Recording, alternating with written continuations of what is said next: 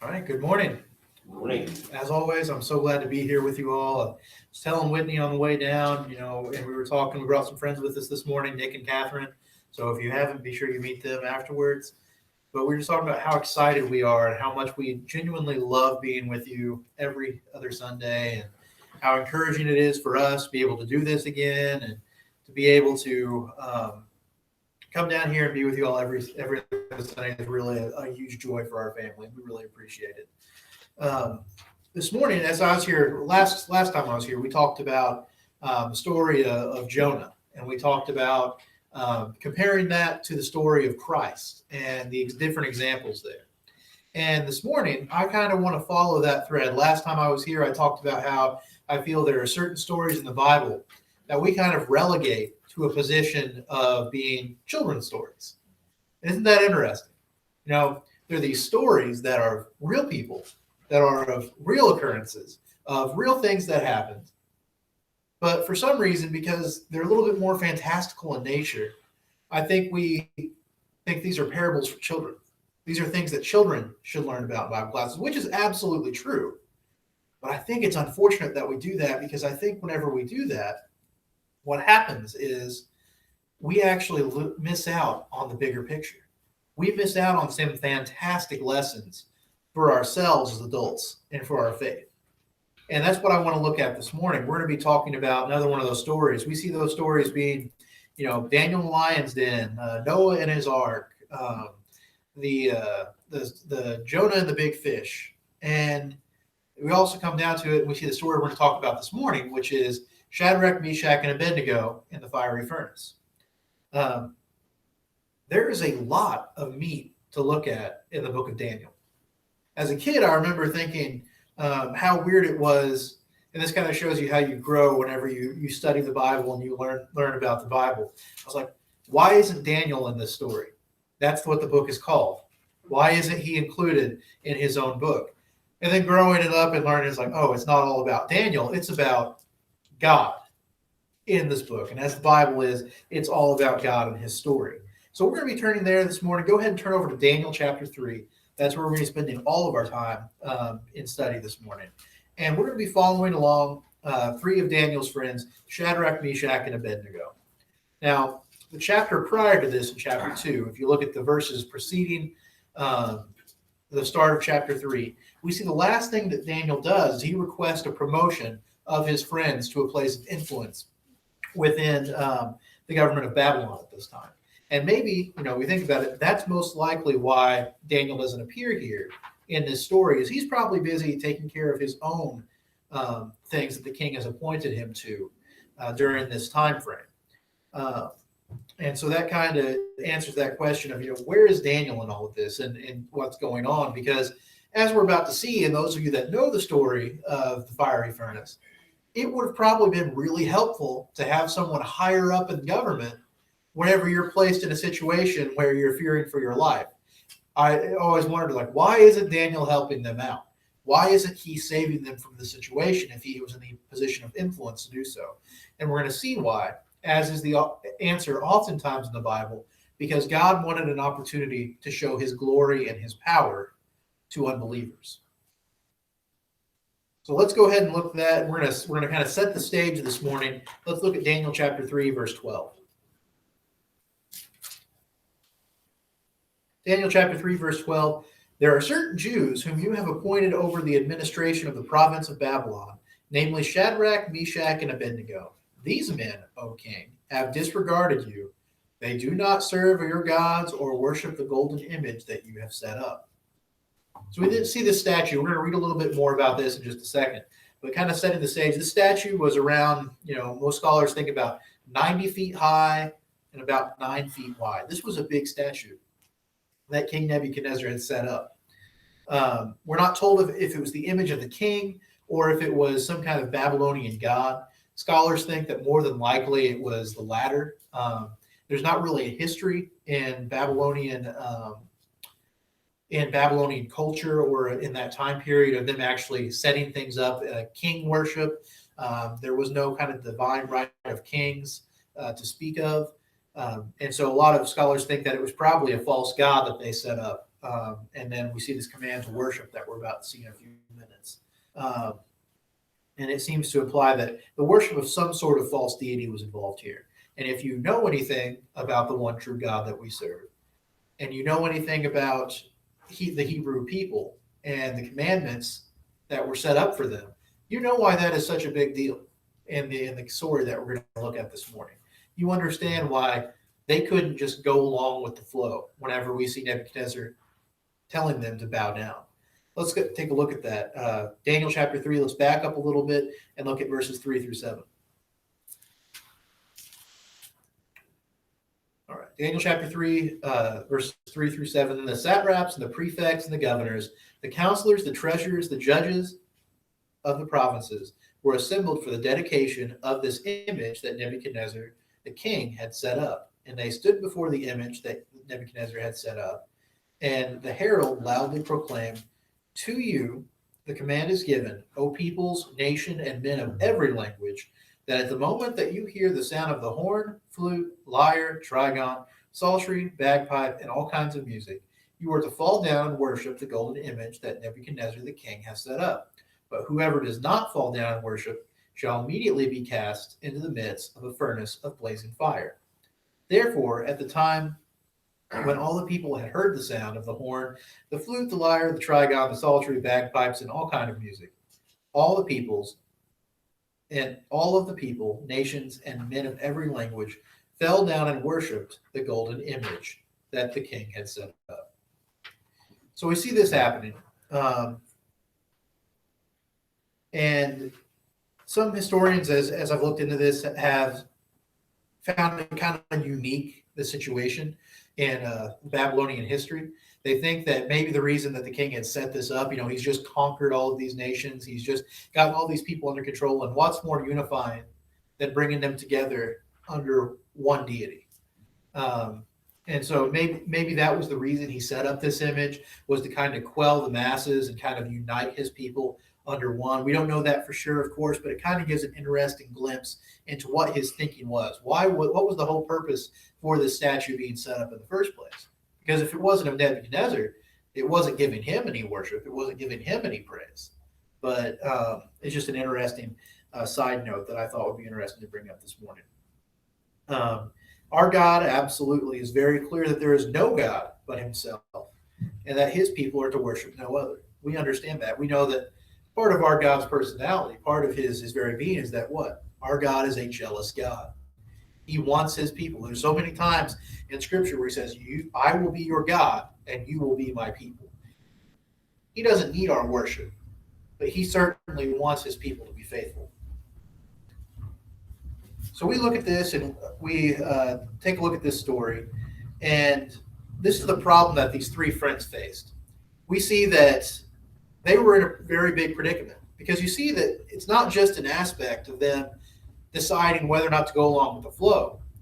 In their minds, this is a very real offense, and it should be a really big offense to us as well, that we have someone here saying that either you worship this image or you're going to be put to death.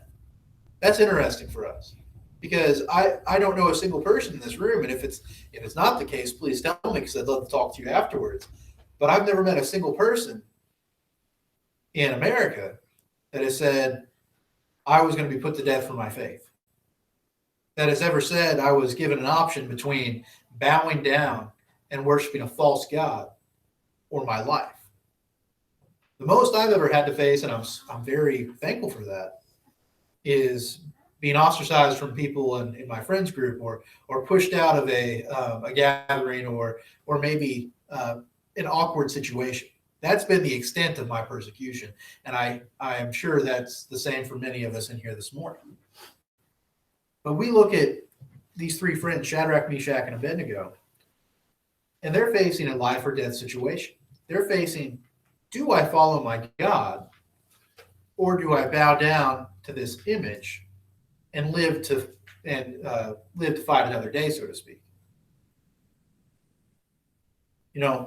Another thing that's interesting in some of the books that I read for this furnace and how big it was, and talking about how hot it got, It was very likely the same furnace in which this golden image had been forged, where it had been melted down. So this wasn't, we think of a furnace today, and we think of something that conks out every winter, and you have to spend several $100s to have someone come out and fix it, and it can fit in one room. This was a huge object. This was something that was a monumental piece of equipment.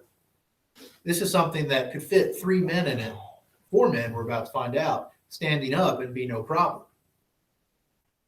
So we look at this and we understand that this wasn't just some small thing, that this wasn't going to be a slap on the hand. This was a life or death situation. And we see this furnace had been repurposed with one thing in mind, and that's to make the kingdom submit to him. Now, the question comes to these 3 men, do they just bow down so that they might live? And when we think about this, I would love to be able to say that I'm strong enough in my faith, that I'm mature enough of a Christian, that I love my God enough to where when that happened, I would say, no chance, send me into the furnace right now. Think about that. Have you ever seen someone that has had a serious burn? Have you ever talked to someone that has been a victim of that and how painful it is? It's one of the worst ways to die. Can you imagine the fear that had to be going through these guys' hearts? Surely we think, or I would think, God would want me to survive. Surely God would rather me be alive. Surely he would understand if I bow down and I worship this other God, if it means life or death. Surely that would be okay with him, right? Absolutely not. And this next part, this is the key part of all of this that I want to talk about this morning, because it shows an awesome glimpse into the faith of these men, and it teaches us a lot about what we ourselves should strive to be. Let's look at Daniel chapter 3, verses 8 through 18, and we're going to see an awesome and terrifying encounter for these 3 guys. Daniel chapter 3, starting in verse 8. For this reason, at that time, certain Chaldeans came forward and brought charges against the Jews. They responded and said to Nebuchadnezzar the king, O king, live forever. You, O king, have made a decree that every man who hears the sound of the horn, the flute, the lyre, the trigon, the psaltery, the bagpipe, and all the music is to fall down and worship this golden image. But whoever does not fall down and worship shall be cast into the midst of the furnace of blazing fire. And there are certain Jews whom you have appointed over the administration of the province of Babylon, namely Shadrach, Meshach, and Abednego. These men, O king, have disregarded you. They do not serve your gods or worship the golden image that you have set up. Then Nebuchadnezzar, in a rage and anger, gave orders to bring Shadrach, Meshach, and Abednego. And then these men were brought before the king. Nebuchadnezzar responded and said to them, Is it true, Shadrach, Meshach, and Abednego, that you do not serve my gods or worship the image that you have set up, that I have set up?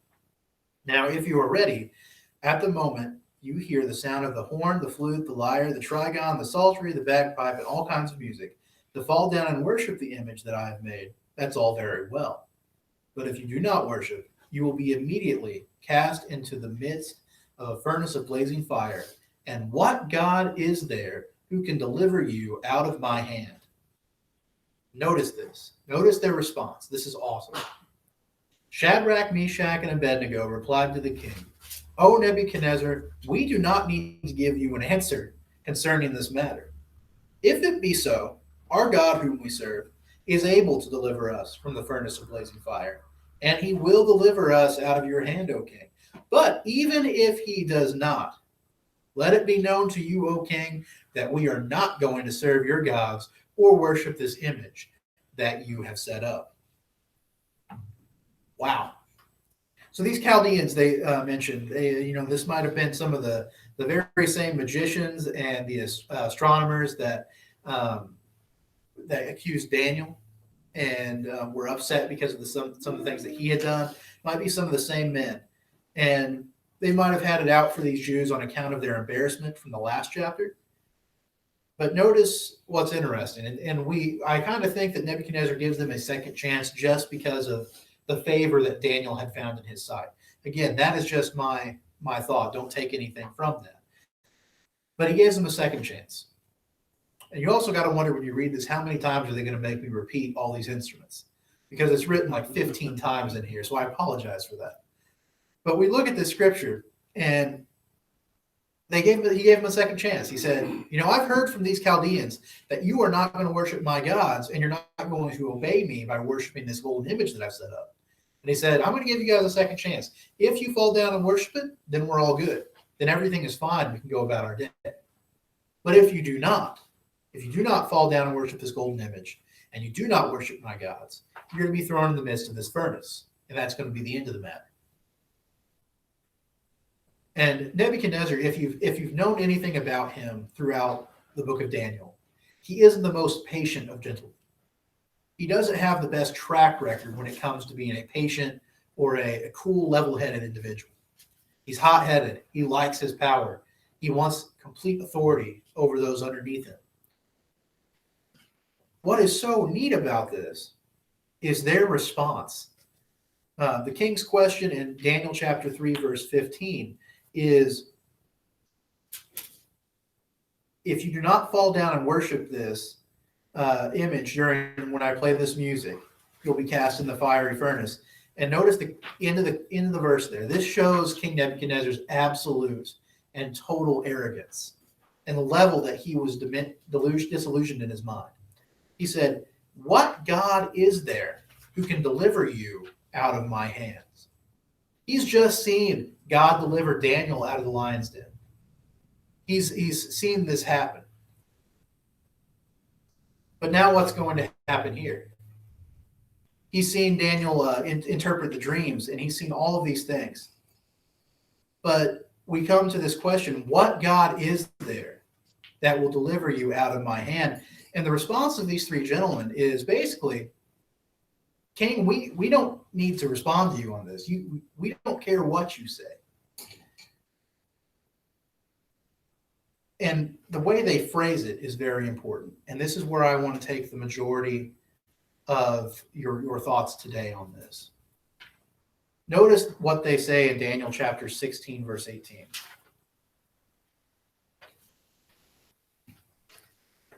We do not need to give you an answer concerning this matter, O king.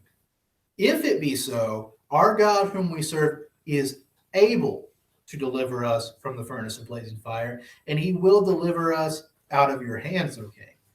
Verse 18, notice this word. But even if he does not, let it be known to you, O king, that we are not going to serve your gods or worship the golden image that you have set up. They had faith that their God could save them, but they also never demanded that he do so. What's amazing here is that how many times whenever we pray to God, do we say things like, God, deliver me from this, and I will be faithful to you? How many times do we it's an if-then kind of thing? Here, what they're saying is, we know our God is powerful enough to save us from this predicament. But whether or not he does so is not going to have an impact on our faith. Whether or not our God decides to snatch us out of these flames does not determine whether or not we are going to be faithful to him. Because we know that he is powerful enough to do so, even if he chooses not to. Because, brethren, who are we to dictate to God what he does? We are nothing. Our God is all powerful within his nature. Our God is all knowing. Our God spoke the world and the universe into existence with his very words. Who are we to say, God, you better save me? God, you better be with me in this. God, this better be the outcome that I'm praying for. This is what better happen. This is what must happen, or else I'm going to lose faith. We see so many people struggle with that, don't we? Sometimes I think that in our prayers, we tend to treat God as a genie in a magic lamp, where if we rub this lamp and we say our wish, God's going to come through for us like that. Question is, how wise are we and what are we wishing for? God is not a genie to grant wishes, but rather if we follow that logic, how many times have you prayed for something that might happen that you thought was the best thing for your life. And it turns out it didn't happen, but that was actually the best course of action. We don't have the wisdom necessary to make those kind of calls. Shadrach, Meshach, and Abednego are saying right here, we're in God's hands. He can do what he likes, but whether or not he comes through for us by snatching us out of the fire, we're going to be faithful. Because why? Just like last time I was here, God was with Jonah. He was with all those people through the storms. And just like that, he's going to be with his people through the fire and the flames. What does that say about our faith? They were prepared to live or to die for the glory of God, and they were okay with it either way. I pray I can have that level of faith someday. I have a hard time letting things go. I have a hard time letting things be. And if something doesn't go my way, I have a hard time being okay with that.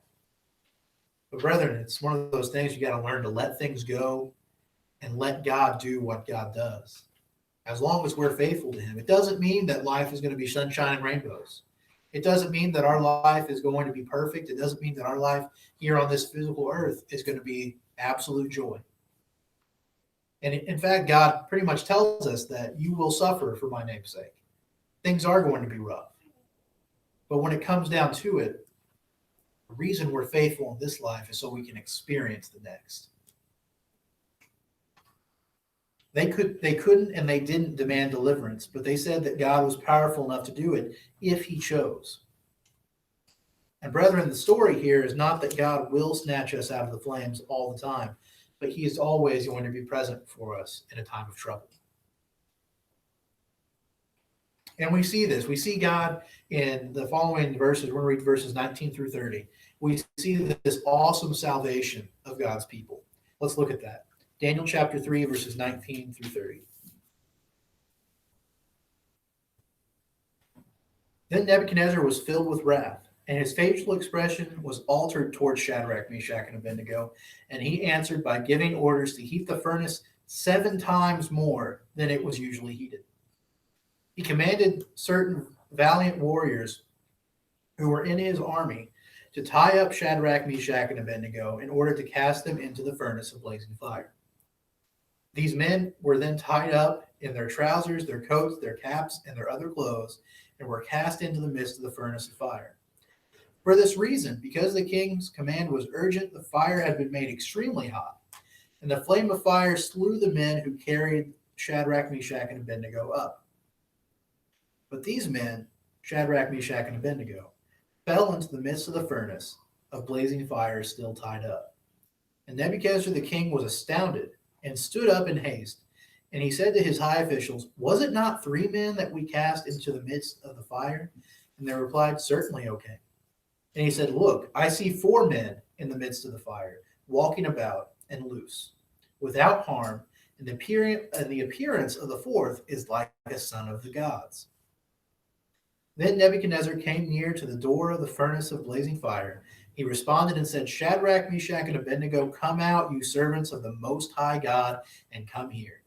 Then Shadrach, Meshach, and Abednego came out of the midst of the fire, and the satraps and the prefects and the governors and the king's high officials gathered around and saw in regard to these men that the fire had no effect on their bodies, nor was the very hair of their head singed, nor were their trousers damaged, nor had the smell of fire even come upon them. Nebuchadnezzar responded and said, "Blessed be the God of Shadrach, Meshach, and Abednego, who has sent his angel to deliver his servants, who put their trust in him, violating the king's command, and yielded up their bodies so as not to serve or worship any god except their own. Therefore I make a decree that any people, nation, or tongue that speaks anything offensive against the God of Shadrach, Meshach, and Abednego shall be torn limb from limb, and their houses reduced to a rubbish heap, inasmuch as there is no other God who is able to deliver in this way." And the king caused Shadrach, Meshach, and Abednego to prosper within the province of Babylon. What would have happened, brethren, if these 3 men had said, "All right, you got us. We will bow down and we will worship this idol that you've set up"? What would have happened? Well, first of all, we know they would have been cut loose by God. That God would have had departed from them instead of being with him as he was in this circumstance. They would have survived for another day, certainly. But look at what happened because they were faithful. We have to learn that our faith is a bigger deal than just our salvation. Our faith is a bigger deal, brethren, than whether or not we go to heaven if we're obedient to God. Look at what it did for the people surrounding these three men. We went from a king, not just some lowly governor, but the king saying, bow down and worship this golden image, this idol that I have set up. And anyone that doesn't is going to be tossed in the flames. We see him going from that stance to a proclamation, a decree sent out by him to the people, saying, not only do I recognize, and notice his wording here, the Most High God. That is a proper title. As a title we see used other places in Scripture by the Jews and by the Hebrew people. He is using their terminology. We see this Babylonian king saying, serve the Most High God. He's saying, not only do I recognize that their God is most high, but also I'm here saying that anybody that is caught saying anything negative or slandering the name of this God is going to be torn limb from limb. And this king also comes to the recognition that no other God can deliver in this way. Look at that shift. Think of the people that were brought to God and might have been brought to his service because of the faith of these three individuals making a life or death choice, not demanding anything from God other than he be faithful with them, and saying, I know that my God can deliver us. He doesn't have to. But the reason we're doing this is for his glory. We know the rest of the story. They're saved from a horrible death. Not even the smell of smoke was upon their clothes. And we see this mysterious person within the furnace with them. Could be an angel. It could, who knows exactly what that was. That's not super important. What we know is that individual was certainly from God. But it made a difference, and God chose to save them. He chose to save them for his glory. We know that God loves his people, but his will and his glory are so important. And we see this reaction. The king in the last chapter recognized Yahweh, recognized our God as a God that can reveal mysteries. And now he sent out a decree that it said anyone that spoke against God, the God of the Hebrews, would be torn apart. And that word rubbish heap, what that really means, if you look at that in context, is it essentially means turned into a latrine. Turned into something that was the most disgusting pile of refuse you can imagine. It wasn't just about disgracing these people that would speak out against God. It was reducing them to the furthest point. God's people can make a difference, and God can make a difference. We know that. Our God has chosen to save us from a furnace as well, brethren. A furnace that we would be in an everlasting torment if we do not follow and serve our God. And while he might not snatch us away from every trial, every flame, every storm, every bad circumstance that comes our way, he's going to be with us as we go through them and afterwards as well. We simply need to have faith and be obedient. I've said it several times while I've been here. It's so simple to be a Christian. It can be so difficult sometimes, but it's also very simple. Let's just do it. Let's follow what God has set down in his word. Let's not bow down to the idols that are ever present in everyday life. Let's focus. Let's get on board to do what needs to be done to get each other to heaven. It's a big deal.